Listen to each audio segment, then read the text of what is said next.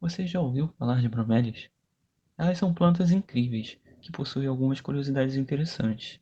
E nesse vídeo iremos falar um pouco delas e da importância que elas têm.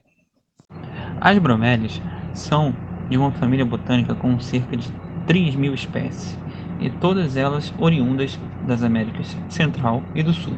Elas possuem algumas características típicas de sua natureza, como as suas folhas, que são dispostas em espiral, facilitando assim o acúmulo de água em seu interior.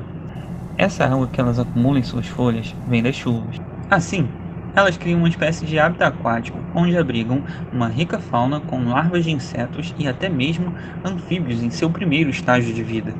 Outro aspecto interessante das bromélias é que elas mantêm com a raiz uma menor dependência do que o resto das plantas que conhecemos. Algumas espécies nem chegam a produzir raízes em seu ciclo de vida. Elas fazem mais o papel de fixação do que de absorção. Além disso, essas plantas podem ser epífitas, ou seja, elas podem crescer sobre outras plantas. Cabe aqui comentar um pouco sobre o que seria um ecossistema e o ecossistema que as bromélias são capazes de produzir. Um ecossistema é um conjunto de populações que vivem em um determinado local e que interagem entre si e com esse local. Por exemplo, o ecossistema da floresta amazônica, que é formado por todos os animais, plantas, fungos e bactérias que existem nesse local e que interagem entre si e também com esse local. Eles acabam criando uma rede complexa de interações que permite com que esse ecossistema exista e permaneça por muito tempo. Algo parecido pode ser encontrado nas bromélias, se dermos um zoom nelas e repararmos que as suas folhas formam copos inundados de água e repleto de animais interagindo entre si e com o ambiente que a bromélia proporciona para eles. Como já mencionado anteriormente, exemplos desses animais podem ser larvas de alguns insetos e até mesmo larvas de alguns anfíbios, como alguns sapos e rãs, que depositam seus ovos nas bromélias, que acabam eclodindo e se desenvolvendo nos copos das bromélias. Portanto, é natural que cheguemos a concordar que a água está intimamente relacionada à vida. Uma prova disso é que quando os cientistas pensam na possibilidade de existir vida em outros planetas, a primeira coisa que eles investigam é se há água nesse planeta. Pois se há uma coisa que aprendemos estudando o nosso planeta, é que se existe água em um determinado local, provavelmente também existe vida nesse determinado local. Você já escutou falar que as bromélias são criadouros de mosquito da dengue? Então vamos ver se isso é um mito ou uma verdade. Medidas como a eliminação das bromélias e o uso indiscriminado de inseticidas e fumacê já vinham sendo adotados pela população desde quando a doença da dengue começou a ser transmitida pelo mosquito Aedes aegypti no nosso país. Porém, recentemente, um estudo feito pela Fiocruz mostrou que as bromélias possuem um baixo índice de proliferação da larva do mosquito, o que consiste em dizer que as bromélias não representam um problema epidemiológico como foco de propagação do vetor da doença.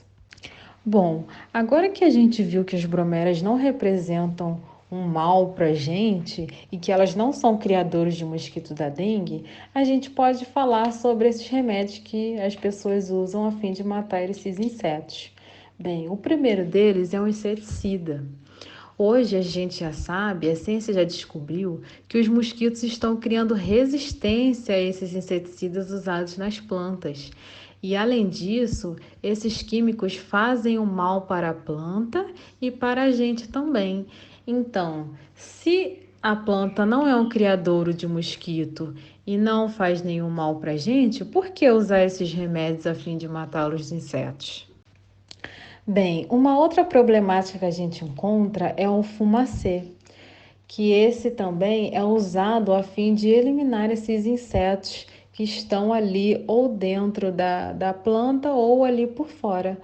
Só que essa fumaça mata apenas os mosquitos que já estão desenvolvidos, né? Ou seja, já saíram dessa fase larval.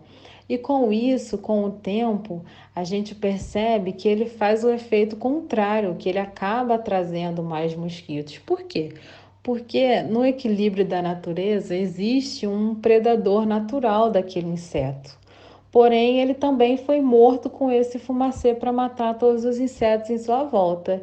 E quando a gente vê o ciclo de vida deles, a gente percebe que o inseto tem um ciclo de vida muito mais rápido do que o predador.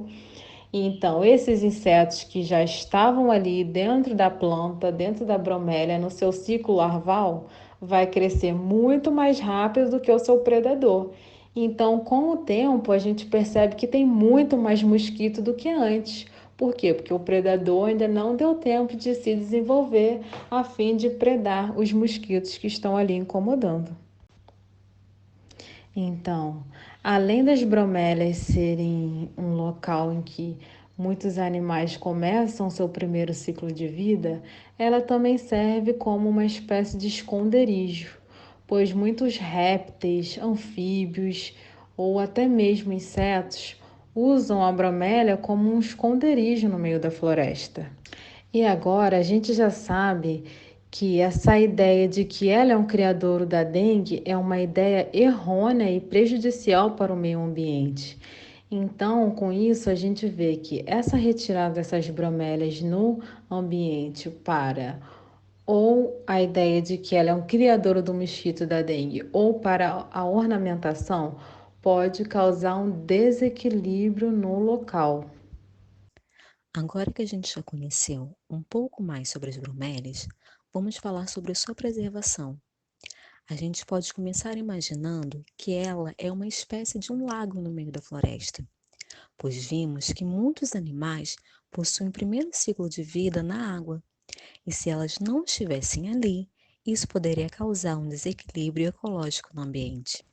Então, além das bromélias serem um local que muitos animais começam seu primeiro ciclo de vida, ela também serve como uma espécie de esconderijo, pois muitos répteis, anfíbios ou até mesmo insetos usam a bromélia como uma espécie de esconderijo no meio da floresta.